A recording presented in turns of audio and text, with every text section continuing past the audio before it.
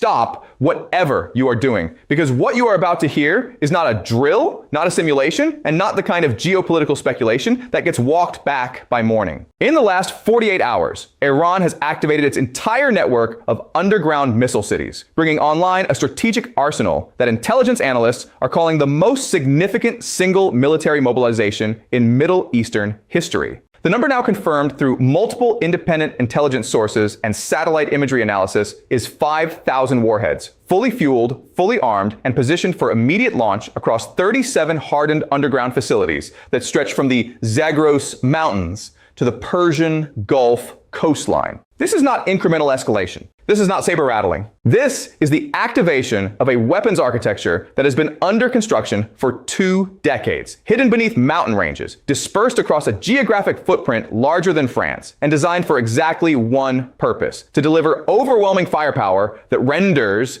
every existing defensive system in the region mathematically incapable of meaningful intercept. The scale of what Iran has just brought online exceeds the entire combined ballistic missile inventory of every Middle Eastern nation except Israel by a factor of 15. The time frame that Tehran has communicated through diplomatic back channels to regional capitals is 72 hours. 72 hours for Israel to cease all military operations, withdraw all forces from contested territories, and accept terms that would fundamentally restructure the regional security architecture.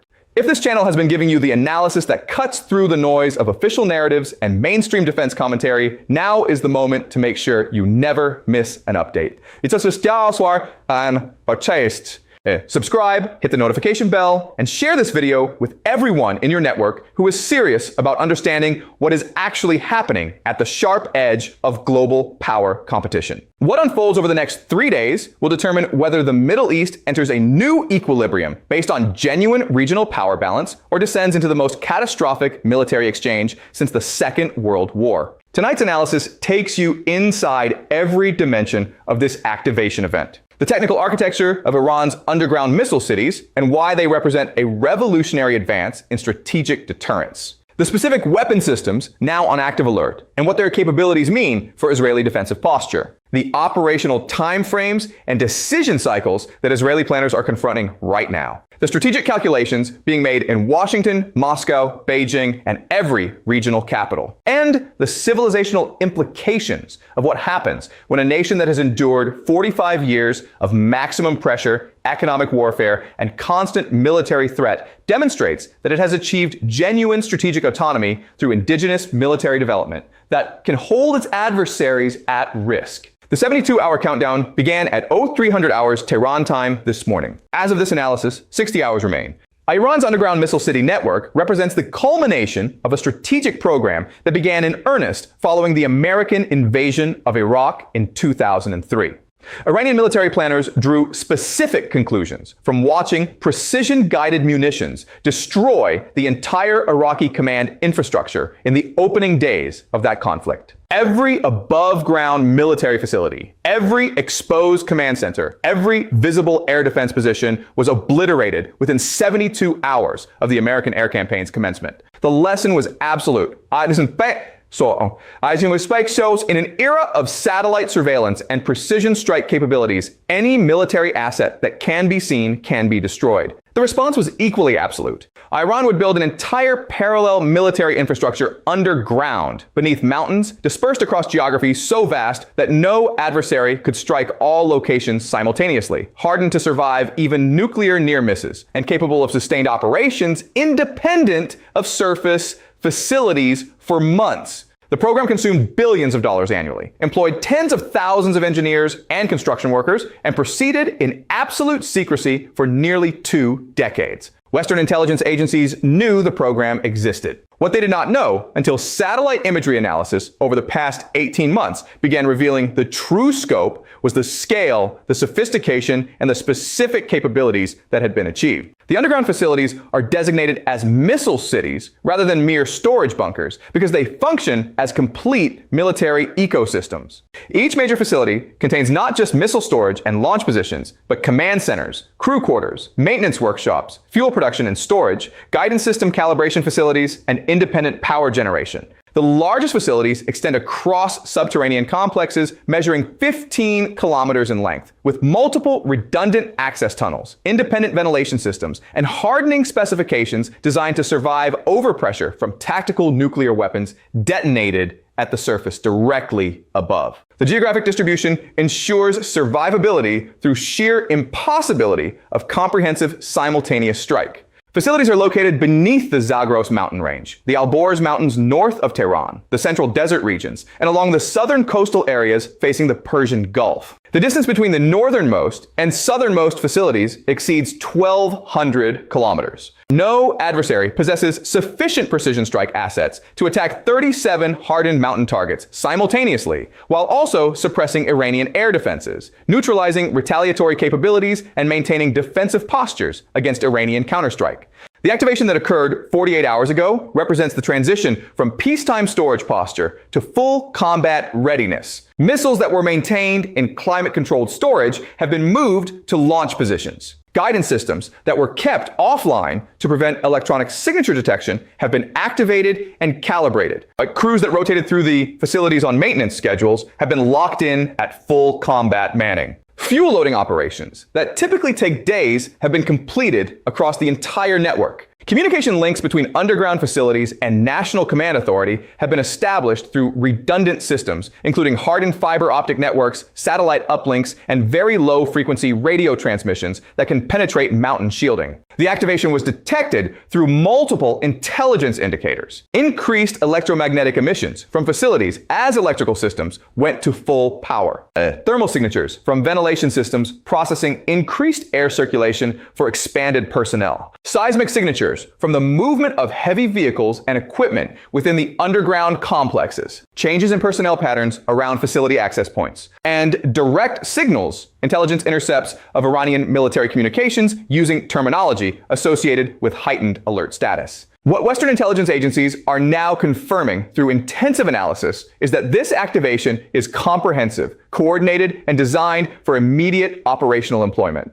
This is not a readiness exercise. This is not political theater. Every indicator suggests Iran has brought its entire underground arsenal to a launch-ready state that would allow coordinated, massive strike operations with minimal additional preparation time. The number that is focusing every defense planner's attention tonight is 5,000. 5,000 warheads distributed across the underground missile city network, representing every category of ballistic missile in Iran's inventory, from short-range tactical systems to intercontinental range strategic weapons. To understand what 5,000 warheads means in operational terms requires examining the specific systems that comprise this arsenal and what their activation means for the military balance across the entire region. The foundation of the arsenal consists of the Shahab series, Iran's first-generation ballistic missiles derived from North Korean Nodong technology, but extensively modified through indigenous development programs. The Shahab 3, with its 1,100-kilometer range and 750-kilogram payload capacity, forms the numerical backbone of the arsenal, with approximately 1,800 missiles now confirmed at launch readiness. These systems are designed specifically to target Israeli military installations, with circular error probable measurements indicating accuracy sufficient to reliably strike airfield complexes, port facilities, and large military installations across the entire Israeli landmass. The Shahab 3's significance lies not in technological sophistication, but in numerical overwhelming capacity. Israeli defensive systems, even operating at optimal performance with unlimited interceptor inventory,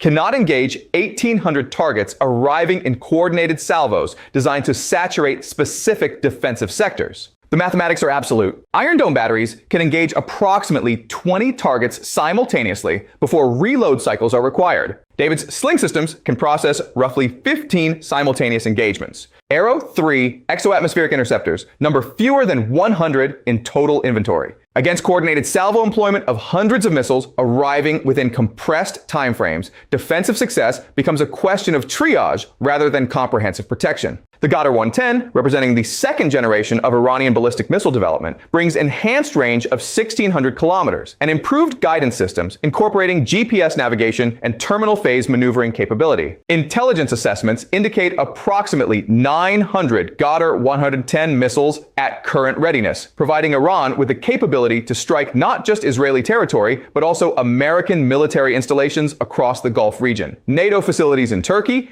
and strategic infrafrara, across the Eastern Mediterranean. The terminal maneuvering capability fundamentally changes intercept calculus. Traditional ballistic missile defense systems calculate intercept solutions based on predictable re-entry trajectories following ballistic arcs determined by launch parameters. A maneuvering re-entry vehicle executing lateral displacement in the terminal phase requires defensive systems to continuously recalculate intercept geometry while closing speeds exceed Mach 15. The computational demands overwhelm existing missile defense radars operating within the physical constraints of radar horizon limitations and atmospheric interference effects. The Segil medium-range ballistic missile introduces solid fuel propulsion that eliminates the extended fueling operations required by liquid fuel systems, reducing launch preparation from hours to minutes. Solid fuel systems can be maintained at constant readiness, rolled out of storage facilities, and launched with minimal surface exposure time that reduces vulnerability to preemptive strike. The Segil's 2,000-kilometer range extends Iran's reach across the entire Eastern Mediterranean, placing every American military installation in the region within striking distance. Current intelligence estimates indicate approximately 600 Segil missiles at launch readiness, representing the rapid response component of the arsenal capable of retaliatory strike within minutes of attack warning. The Khorramshahr liquid fuel missile,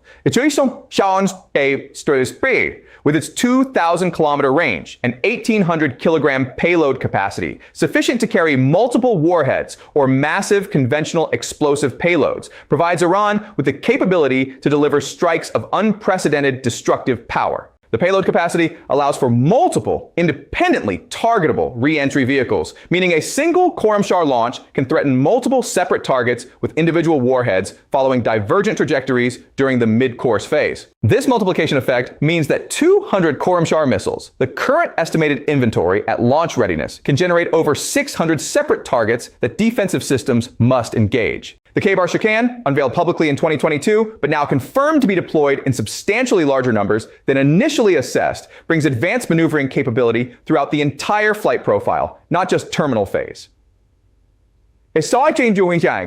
The system executes unpredictable trajectory alterations during boost phase, mid-course phase, and terminal phase, rendering traditional missile defense engagement strategies ineffective. Defensive systems attempting to calculate intercept solutions face continuously changing trajectory parameters that make successful engagement probability degrade with each maneuver cycle. Intelligence assessments indicate approximately 400 Khaybar Shikan missiles at current readiness, concentrated specifically for employment against high-value strategic targets where defensive systems are most sophisticated. These are the systems designated for strikes against Israeli nuclear facilities, major air bases, and command centers, where Iran requires high-confidence target destruction despite maximum defensive protection. The Fatah hypersonic glide vehicle represents the technological apex of Iran's missile development program. This system deploys a maneuverable warhead that follows a hypersonic glide trajectory rather than traditional ballistic arc, traveling at speeds exceeding Mach 13 while executing continuous lateral displacement that renders intercept geometry calculations impossible for existing defensive systems.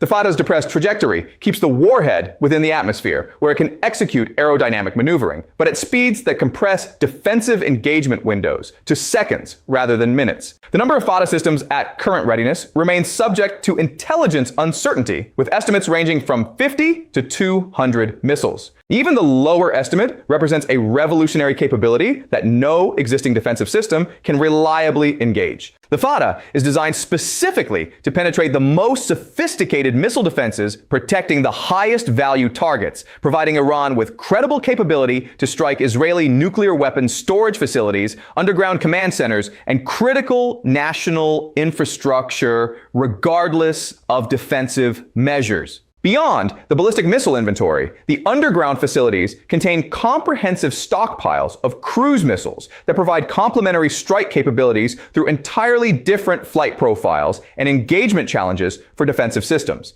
The Sumar ground-launched cruise missile, derived from the Russian Kh-55 design, provides low-altitude precision strike capability at ranges exceeding 2,000 kilometers. Flying at altitudes below 50 meters, terrain-following cruise missiles present detection and engagement challenges, entirely distinct from ballistic threats, requiring different sensor systems, different engagement timelines, and different interceptor types. The activation of 5,000 warheads across this diverse arsenal creates multiple layers of simultaneous threat that exceed the defensive capacity of any regional military force. The operational doctrine that Iranian military planners have developed, refined through decades of analysis and exercise, is designed specifically to overwhelm Israeli defensive architecture through coordinated employment of multiple missile types in carefully sequenced salvos that exploit the specific vulnerabilities and capacity limitations of each defensive system layer. The 72-hour timeframe that Iran has communicated represents the period in which Israeli leadership must accept the diplomatic demands that Tehran has transmitted through multiple channels or face military consequences that would fundamentally alter the strategic reality of the region. The demands are comprehensive and non-negotiable. Immediate cessation of all military operations, withdrawal from contested territories, acceptance of Iranian nuclear program rights without restriction, and fundamental restructuring of regional security arrangements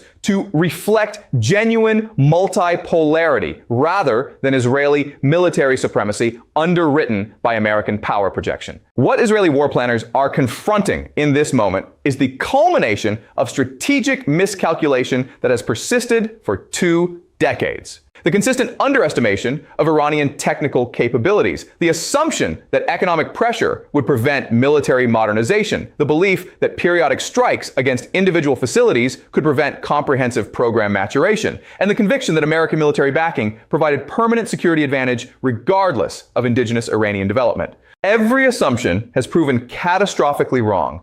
The Israeli defense establishment is currently in continuous emergency session, assessing options that range from comprehensive preemptive strike, attempting to destroy the underground facilities before they can be employed, to acceptance of the Iranian demands to avoid military exchange that Israel cannot win, to activation of its own strategic deterrent in the form of nuclear weapons employment against Iranian leadership and military infrastructure. Every option carries consequences that are equally catastrophic through different mechanisms. If you want analysis this sharp, this deep, this willing to challenge official narratives, subscribe now to ensure you never miss an update as these next 72 hours unfold. What happens over the coming days will be studied by military historians and strategic planners for generations, representing either the moment when regional military balance achieved genuine equilibrium through mutual deterrence, or the moment when that balance collapsed into the most devastating military exchange the Middle East has ever witnessed. The operational challenges confronting Israeli military planners as they assess response options to Iran's activation of 5,000 warheads are mathematically insurmountable given current force structure, defensive capabilities, and geographic constraints. Understanding why requires examination of the specific engagement cycles, defensive capacity limitations, and retaliatory timelines that define the tactical reality of ballistic missile warfare in the Middle Eastern theater. Israeli integrated air defense architecture consists of 4 primary layers, each designed to engage threats at different points in their flight profiles. Iron Dome provides point defense against short-range rockets and artillery, with engagement ranges of 4 to 70 kilometers and altitude coverage up to 10,000 meters. David's Sling engages medium-range ballistic and cruise missiles at ranges up to 300 kilometers and altitudes up to 15 kilometers. Arrow 2, Two provides endo-atmospheric ballistic missile defense against threats in the terminal descent phase at altitudes up to 50 kilometers. Arrow 3 conducts exo-atmospheric intercepts against long-range ballistic missiles at altitudes exceeding 100 kilometers, engaging targets in the mid-course phase before re-entry. This layered architecture represents sophisticated defensive engineering and represents the most comprehensive missile defense network of any nation its size. Under optimal conditions, against limited threats arriving in manageable numbers with adequate warning time, the system performs effectively. The problem is that optimal conditions do not exist when confronting 5,000 warheads employed in coordinated salvos specifically designed to exploit system capacity limitations and geometric constraints. Iron Dome batteries, the foundation of Israeli point defense, number approximately 15 complete systems deployed across the country, with each battery containing 3 to 4 launchers holding 20 interceptors each. Total national interceptor inventory numbers approximately 2,000 missiles, maintained through continuous production and American resupply. Against the Iranian arsenal now activated, Iron Dome is operationally irrelevant. The system was designed for and performs effectively against unguided rockets fired in limited numbers from Gaza and southern Lebanon, against maneuvering ballistic missile reentry vehicles, arriving at hypersonic velocities from trajectories that Iron Dome's radar systems cannot effectively track. Intercept probability approaches zero, even if every Iron Dome interceptor achieved impossible perfect performance. So you're seeing, cheese race, 2,000 interceptors cannot engage 5,000 targets. The mathematics exclude defensive success before considering any technical limitations. David's sling represents Israel's medium-layer defense, with 4 batteries currently deployed and total interceptor inventory estimated at approximately 300 missiles. The system is designed specifically for the threat profile that Iranian Shahab-3 and Ghadr-110 missiles present, medium-range ballistic missiles arriving at moderately supersonic velocities following predictable trajectories. Against these specific threats, David's sling can achieve intercept probabilities exceeding 70% under optimal conditions. The problem is capacity, not capability. 300 interceptors engaging 300 targets with 70% success probability yields approximately 210 successful intercepts. Against 2,700 Iranian missiles in the medium-range category, 300 interceptors represent defensive capacity sufficient to protect approximately 8% of potential targets. The remaining 92% of targets proceed to impact unengaged. The engagement timeline compounds the capacity problem. David's sling requires approximately 90 seconds from target detection to interceptor launch, with each launcher capable of engaging a single target at a time before reloading. A battery with 4 launchers can engage 4 simultaneous targets, then requires reload cycles lasting 3 to 5 minutes, depending on crew proficiency and launcher readiness state. Against salvo attacks designed to arrive in waves separated by intervals shorter than reload cycles, each battery achieves only its initial engagement capacity before subsequent waves arrive unengaged. Arrow 2 endo-atmospheric defense provides approximately 120 interceptors distributed across 4 batteries, positioned to provide coverage of Israeli territory and critical strategic locations. The system was designed specifically to engage threats that penetrate the lower defensive layers, providing last resort intercept capability against the most critical threats. Against advanced maneuvering reentry vehicles executing terminal phase displacement, Arrow 2's intercept probability degrades substantially from the 60% achieved against non-maneuvering targets. But even assuming optimal performance, 120 interceptors cannot defend against thousands of targets. The system will achieve intercepts against the specific targets it engages, but the vast majority of attacking missiles will never be engaged at all due to insufficient interceptor inventory. Arrow 3 exo-atmospheric defense represents Israel's most sophisticated missile defense capability, designed to intercept long-range ballistic missiles during mid-course phase while they transit through space above the atmosphere. The system's engagement altitude above 100 kilometers allows intercepts to occur before re-entry vehicles begin their terminal descent, ideally destroying threats before they can threaten Israeli territory. Total Arrow 3 inventory numbers fewer than 100 interceptors, with production rates limited by the system's cost exceeding $3 million per missile and manufacturing complexity requiring extended production timelines. Against Iran's most sophisticated long-range systems, particularly the K-Bar Shaykan and Fatah, Arrow 3 confronts technological challenges that may render intercepts impossible regardless of interceptor numbers. Maneuvering re-entry vehicles executing unpredictable trajectory changes during mid-course phase require Arrow 3's radar systems to continuously recalculate intercept solutions while the closing speeds exceed 30,000 kilometers per hour. The computational demands exceed the system's design specifications, which assumed relatively predictable mid-course trajectories that allow engagement solutions to be calculated and executed during extended engagement windows. The hypersonic glide vehicles that FATA systems employ follow depressed trajectories that remain within or just above the atmosphere, potentially below Arrow 3's minimum engagement altitude. If the target never reaches the exo-atmospheric environment where Arrow 3 operates, the system cannot engage regardless of interceptor inventory or technical sophistication. Early warning radar systems detect the launch, track the initial boost phase, but then lose consistent track as the glide vehicle enters its unpredictable maneuvering phase within the atmosphere. By the time radar systems reacquire track during terminal approach, the target has already penetrated past the Arrow 3 engagement envelope and entered the regime where Arrow 2 must attempt intercept with drastically compressed engagement timelines.